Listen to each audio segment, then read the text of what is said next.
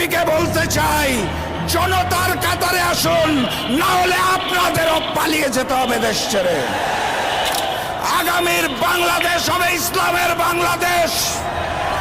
আগামীর সংসদ হবে কোরআনের সংসদ।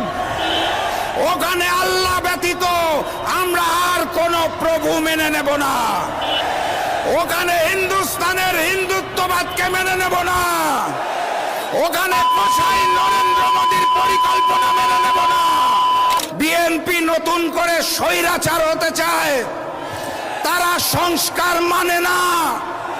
যারা নতুন বাংলাদেশের সংস্কার মানে না, তাদেরকে আমরা লাল কার্ড দেখাবো ইনশাআল্লাহ। যেই স্লোগানে হিন্দুস্তানের বুক কাঁপে, পুরাতন জালিম আওয়ামী লীগের বুক কাঁপে, নতুন জালিম বিএনপির বুক কাঁপে। স্লোগান ধরুন, নারায়ে তাকবীর, নারায়ে তাকবীর, নারায়ে তাকবীর। ওই নতুন করে জেগে ওঠা সন্ত্রাসী সংগঠন বিএনপি খুনে ডাবল সেঞ্চুরি পার করে ফেলেছে।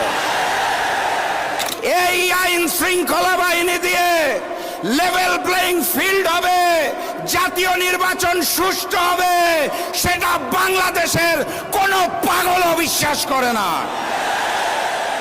বাংলার জনগণ জানিয়ে দিয়েছে, বাংলার মাটিতে হিন্দুস্তানের আধিপত্যবাদ এবং আগ্রাসন চলবে না ইনশাআল্লাহ।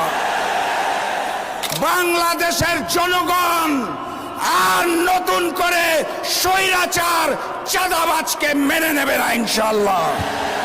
গণভোটে হা বলো, 8 দলের প্রতীকে সিল মারো।